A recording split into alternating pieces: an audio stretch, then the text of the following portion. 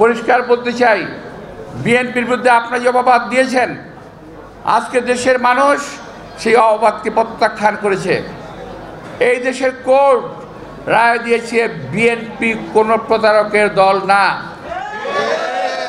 BNP কোনো ভণ্ডের দল না, বরং বিএনপির কাঁধে ভর করে অনেক রাজনৈতিক দলের নেতৃবৃন্দ মন্ত্রী হয়েছেন। এই কথাটা মাথায় রাখতে হবে। অনেক রাজনৈতিক দলের নেতৃবৃন্দ মন্ত্রী হওয়ার চিন্তা করতেছেন, এটাও মাথায় রাখবেন। অনেকে বিএনপিকে আওয়ামী লীগের দিকে ঠেলে দেওয়ার চেষ্টা করছে। পত্র পত্রিকায় বিএনপি সম্পর্কে ভালো কথা লেখে না, শুধু খারাপ যেটা আছে, অমুক জায়গায় চান্দাবাজ ধরা পড়ছে ওগুলো বিএনপির, কিন্তু ওই জায়গায় জামাত ইসলামী ধরা পড়ছে কিন্তু লেখে না। এদের সঙ্গে কিসের আপোষ, আওয়ামী লীগের সঙ্গে আমাদের কিসের মিল?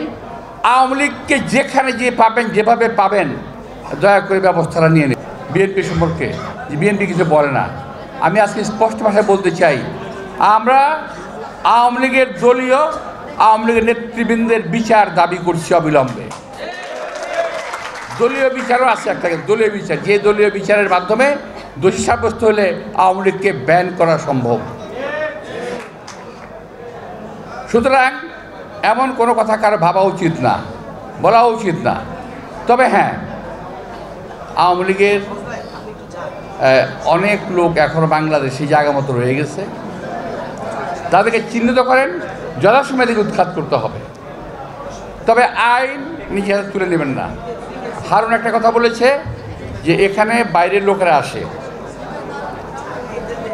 আসতে পারে, স্বাভাবিক। কারণ কি জানেন, শাহজাহানপুরের যে আওয়ামী লীগ করতো ওরা সবাই চেনে, ওরা পালায় এখন পিএনপি কলোনিতে আসে, পিএনপি কলোনিতে আসে, এখানে আসে। আবার এখানের যেগুলাকে আপনারা চেনেন, এরা সবাইকে শাহজাহানপুরে চলে গেছে। আসেন এরকম, যদি এরকম হয় এদেরকে চিনে ফেলবে, চিনবেন, ধরবেন, পুলিশে দেবেন। কারণ আওয়ামী লীগের মধ্যে কোনো ভদ্রলোক নাই, আওয়ামী লীগের মধ্যে কোনো ভালো লোক নাই, আওয়ামী লীগে থাকতে পারে না।